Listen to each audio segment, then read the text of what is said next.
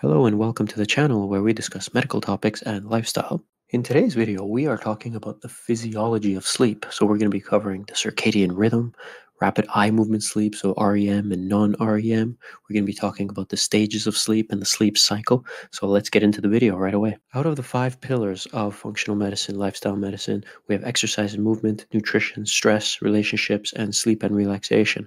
We're obviously focusing in on the sleep and relaxation part today, which can arguably be the most important part, but it's not to be forgotten that they are all linked, so all 5 of these pillars. We spend about 1/3 of our lives asleep, so difficulty sleeping, poor quality sleep, and lack of sleep can impact our physical, psychological, and social well being. And obviously, inadequate sleep is associated with an increased risk of cardiovascular disease, obesity, and diabetes, amongst many other things. So, we have some sleep requirements, and obviously, it's worth noting that a working parent, an elderly grandparent, and a small baby all have different sleep requirements. In general, though, for an adult, 7 to 9 hours is usual. Some individuals have higher or slower sleep requirements. However, very short, so meaning less than 6 hours, or very long, meaning more than 10 hours, is associated with adverse outcomes. Sleep occurs in 4 stages that are based on brainwave activity, and each of these stages is thought to have different functions, which we'll get into now. There are 3 non-rapid eye movement stages, NREM, and 1 rapid eye movement stage, and understanding what happens in each stage can be helpful in working out what is going on or what's wrong with sleep. During sleep, most individuals have 4 to 6 cycles through each stage, lasting on average 90 minutes and varying in duration throughout the night, with shorter cycles occurring earlier in sleep, but overall sleep patterns will vary throughout life. Now let's talk about what each of these sleep stages mean. So NREM N1, so non-rapid eye movement, the first stage. This stage lasts between 1 and 5 minutes. So that's the duration. And what the function and the characteristic of it is that there's light sleep or dozing off phase, and the individual is easy to rouse. Then we move on to the N2 stage, which lasts about 10 to 60 minutes. And there's a slowing of breathing in the heart rate here. There's muscle relaxation, reduced temperature, short bursts of brain activity if you're measuring it. And the person is difficult to rouse during this phase. And it accounts for approximately 50% of total sleep.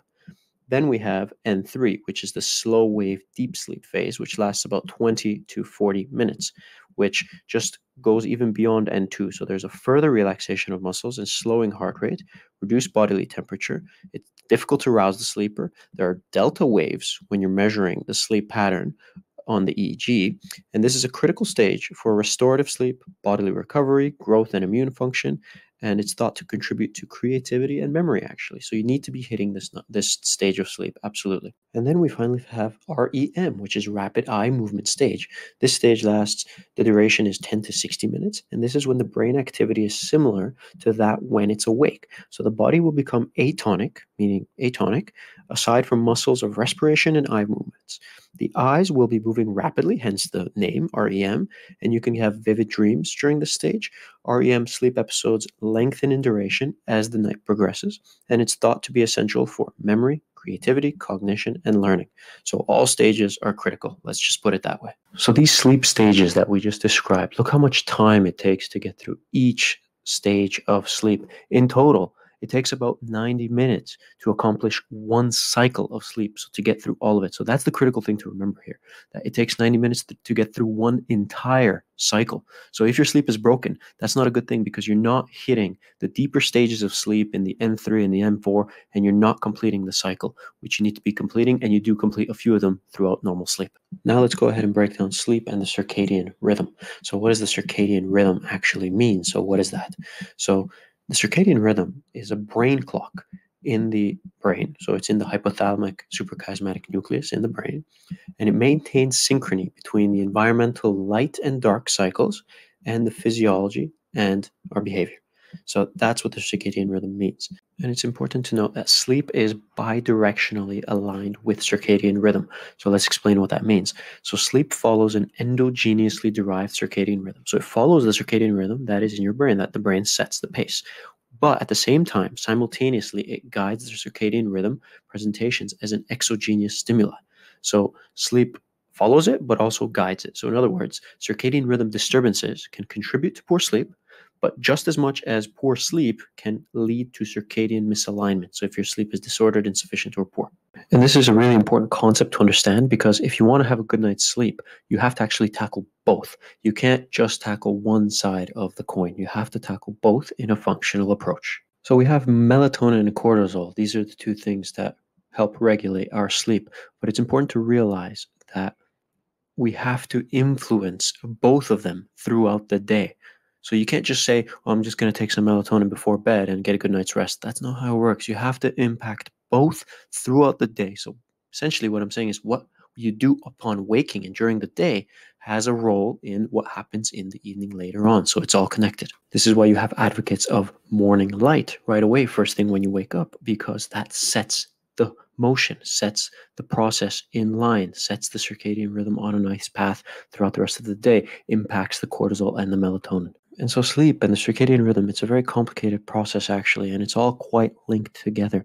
So this is why it's so important to document what has actually been going on during the day, which will impact the night. So we're going to make videos about how sleep impacts pain and other things, but we're also going to make videos on how sleep and sleep hygiene plays a role here in certain management methods of sleep. But the first thing that I would do, for example, is to do a sleep diary. So I would write what time I went to bed, what I was doing before bed leading up to bed. So did I have a heavy meal? Was I staring at the screen, bright lights, for example, disrupting my melatonin and cortisol levels? What time did I wake up? What was the first thing that I did during waking up? Did I see light, or did I look at my phone first thing? Or did I get up, or did I sleep some more? Did I mute the alarm? What happened during the nighttime? So did I do everything to achieve those full sleep cycles that we're aiming for? We should be having between 5 and 7 of those sleep cycles, not just one. We should therefore document whether we hit those deeper stages of sleep. So did something wake us up at night? Did something make us get up?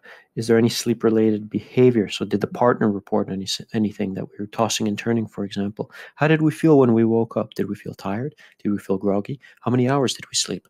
Let's document all that in a sleep diary. See what's going on there. And did we have any daytime naps? Was there any daytime sleepiness? This, again, can point us in a direction what was actually going on with our sleep. And also daytime activity. So is there any drinking involved? Is there any Sunday lunchtime? Is there a heavy meal in the evening time? So there's a lot that plays a role here. We're going to make plenty of videos on this. But this was just an intro to the circadian rhythm, sleep cycles, the stages of sleep. Hope you learned something. Please leave a like and a comment in the section below. Subscribe for more, and we'll see you in the next video.